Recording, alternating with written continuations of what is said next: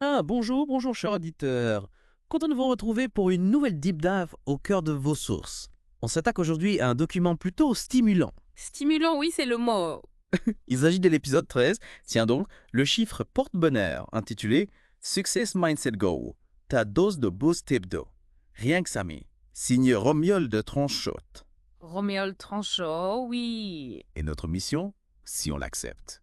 Bien sûr qu'on l'accepte. C'est de décortiquer ensemble ces précieux conseils pour booster notre état d'esprit chaque semaine.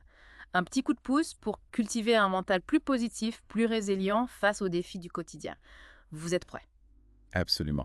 Et ce qui est particulièrement intéressant dans ce document, c'est qu'il ne se contente pas de nous abreuver de théories abstraites. Non, non, pas du tout. Il nous propose des actions concrètes, des choses à faire, à mettre en place dès aujourd'hui pour se sentir mieux, tout simplement. Et on va se concentrer sur deux habitudes clés. Deux habitudes qui peuvent paraître évidentes, Mais attention. souvent sous-estimées, exactement, et qui ont le potentiel, croyez-moi, de transformer votre quotidien. Transformer, c'est le mot frais. Alors, première habitude mise en lumière par messieurs Tranchot, et je trouve ça vraiment fascinant, c'est célébrer sans attendre. On a souvent tendance, vous savez, à conditionner notre bonheur, notre joie à de grandes réussites, à des objectifs lointains. Oui, toujours remettre au lendemain. Exactement. Ah. Alors, qu'en est-il de célébrer le présent? Qu'en pensez-vous? C'est une excellente question et le document met le doigt sur un point crucial. Le bonheur ne serait pas un objectif à atteindre, un graal lointain, mais plutôt une manière d'apprécier chaque étape du chemin, chaque petit pas en avant. Ah, j'aime bien cette idée.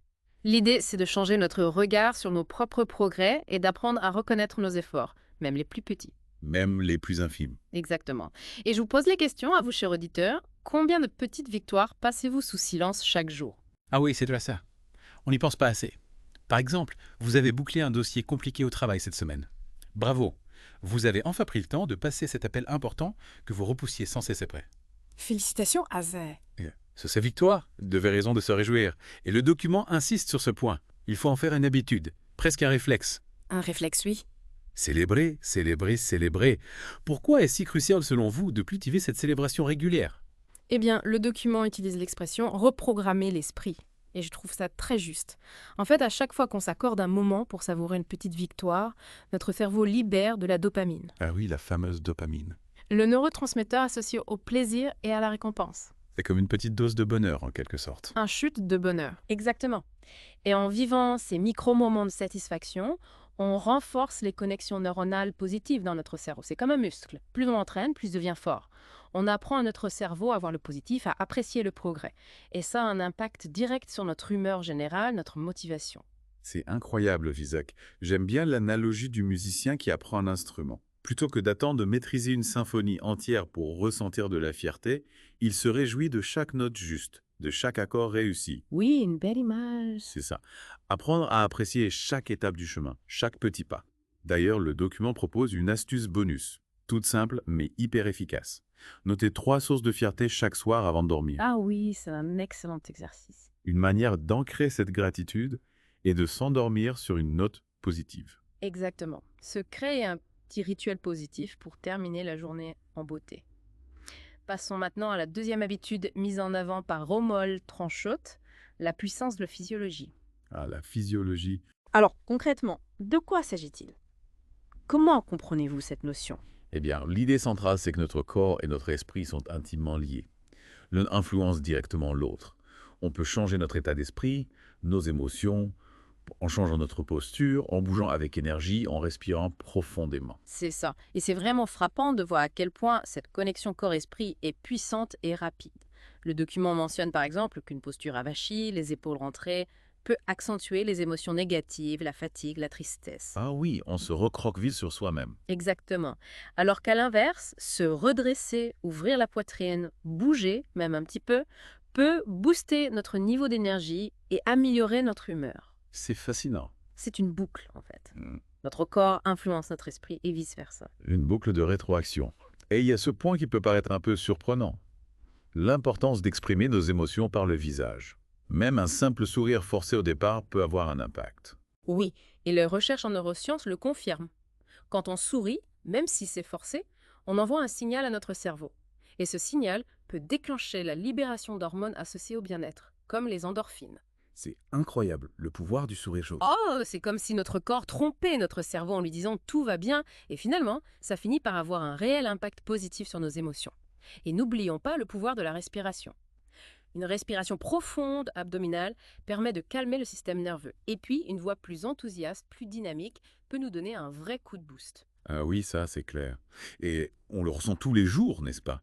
Parfois, on se sent un peu fatigué, un peu mou, et hop, un étirement, quelques respirations profondes, et on se sent déjà mieux. Exactement. Le document parle aussi de l'astuce de la playlist inspirante, et c'est une excellente idée. La musique a un pouvoir incroyable sur nos émotions. Se laisser aller à quelques pas de danse sur un morceau qui nous donne la pêche, c'est un moyen simple et efficace de se rebooster. Oh oui, la musique, ça met de bonne humeur instantanément.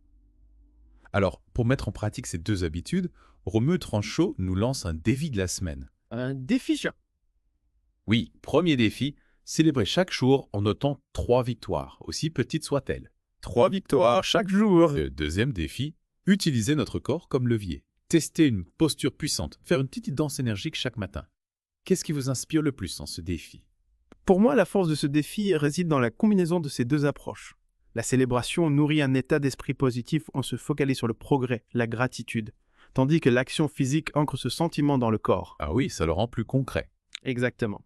Et puis, le fait de partager nos observations, dans un journal ou avec un ami, ça renforce l'engagement et la prise de conscience des bénéfices de ces pratiques. On se motive mutuellement en deux. Et pour finir, le document nous offre une petite phrase qui fait mouche. Le vrai pouvoir, c'est de savoir se réjouir du chemin autant que du but. Magnifique. C'est une belle conclusion, n'est-ce pas? Apprécier chaque étape, chaque effort, ça transforme notre expérience du quotidien. Oui, cela nous rappelle que le bonheur n'est pas une destination, mais un chemin. Un chemin, tout à fait. Voilà, chers auditeurs, j'espère que cette deep dive au cœur de Success Mindset Goals vous a inspiré. On a vu ensemble 2 habitudes simples mais puissantes pour intégrer plus de célébration et de conscience corporelle dans notre quotidien. N'hésitez pas à relever des défis. Relever le défi. Observez l'impact sur votre vie et partagez vos découvertes avec nous. Ce que je retiens, c'est que le bonheur n'est pas quelque chose de passif qui nous tombe dessus. C'est une compétence qu'on peut développer, entraîner jour après jour. Et on a tous le pouvoir de le faire. D'ailleurs, si vous souhaitez aller plus loin, le document suggère la lecture de L'éveil de votre puissance intérieure de Tony Robbins. Un excellent ouvrage, Joja. Voilà, c'est une piste à explorer. En fin de compte, ce document nous invite à nous poser une question essentielle. Comment devenir plus conscient, plus proactif dans la création de notre propre bonheur? Une belle question à méditer. Merci de nous avoir suivis dans cette deep dive, chers auditeurs. Merci. N'oubliez pas de mettre en pratique ces habitudes et on se retrouve très bientôt pour une nouvelle exploration. À bientôt. Et n'oubliez pas, célébrer cette écoute, c'est déjà une petite victoire, j'ai. À très vite.